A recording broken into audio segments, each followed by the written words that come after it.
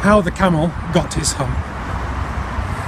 Now this is the next tale, and it tells how the camel got his big hump.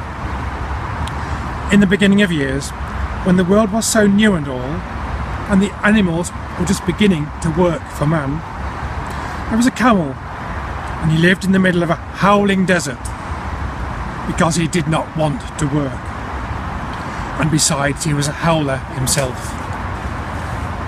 So he ate sticks and thorns and tamarisks and milkweed and prickles, most excruciatingly idle. And when anybody spoke to him, he said, "Humph," just humph, and no more. Presently the horse came to him on Monday morning, with a saddle on his back and a bit in his mouth, and said, "Camel, oh camel, come out and trot like the rest of us." "Humph," said the camel, and the horse went away and told the man. Presently the dog came to him with a stick in his mouth and said, "Camel, oh camel, come and fetch and carry like the rest of us." "Humph," said the camel, and the dog went away and told the man. Presently the ox came to him with a yoke on his neck and said, "Camel, oh camel, come and plough like the rest of us." "Humph," said the camel, and the ox went away and told the man. At the end of the day, the man called the horse and the dog and the ox together and said, "Three, oh three, I'm very sorry for you with the world so new and all, but the hump thing in the desert can't work, or he would have been here by now. So I'm going to leave him alone, and you must work double time to make up for it." That made the three very angry with the world so new and all, and they held a palaver and an indaba and a punchayat and a powwow on the edge of the desert. And the camel came chewing some milkweed, most excruciating idle, and laughed at them. Then he said, "Humph," went away again. Presently there came along the Jinn of all deserts, rolling in a cloud of dust. Jinns always travel that way because it is magic. And he stopped to palaver and powwow with the three. "Jinn of all deserts," said the horse, "is it right for anyone to be idle with the world so new and all?" "Certainly not," said the Jinn.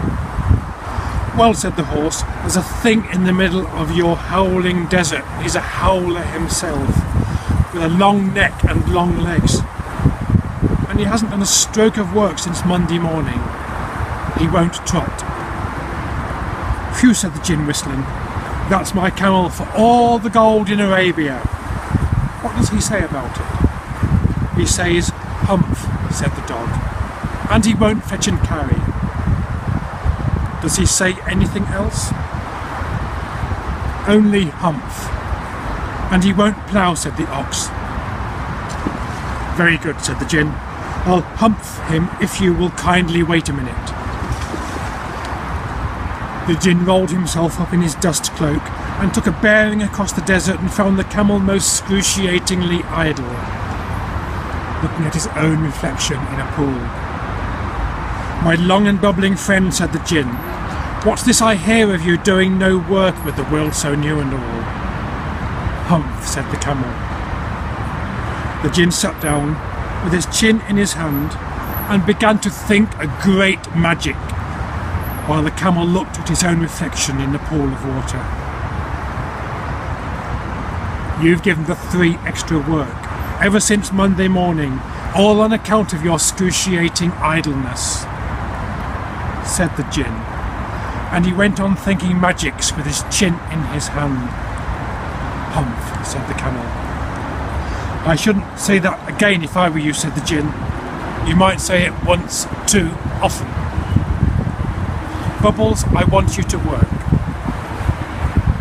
And the camel said, "Humph," again.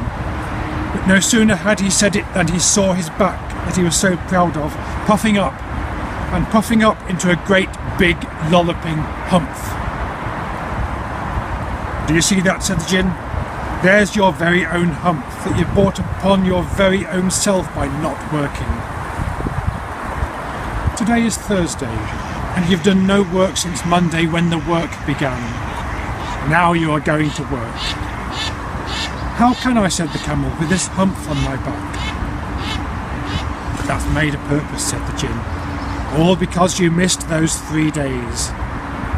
You will be able to work now for 3 days without eating, because you can live on your hump. And don't you ever say I never did anything for you. Come out of the desert and go to the 3 and behave. Hump yourself. And the camel humped himself, hump and all, and went away to join the 3. And from that day to this, the camel always wears a hump. We call it a hump now, so as not to hurt his feelings. But he has never yet caught up with the 3 days that he missed at the beginning of the world, and he has never yet learned how to behave.